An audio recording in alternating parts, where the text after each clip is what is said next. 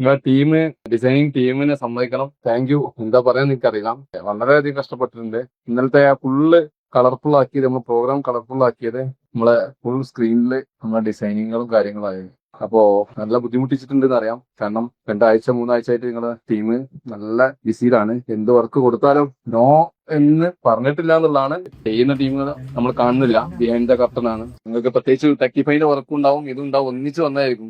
നല്ല കഷ്ടപ്പെട്ടിട്ടുണ്ടാവും എന്നറിയാം. ഓരോ വർക്ക് ഇങ്ങനെ തലേ ദിവസമൊക്കെ കൊടുക്കുമ്പോഴും ഒരു പറയും, ഇങ്ങനെ പോലോട് പറയാം, എന്നാലും കൊടുത്തു നോക്കാന്ന് പറഞ്ഞിട്ട് അവസാനത്തെ വർക്കുകൾ വരെ ചെയ്തിട്ടുണ്ട്.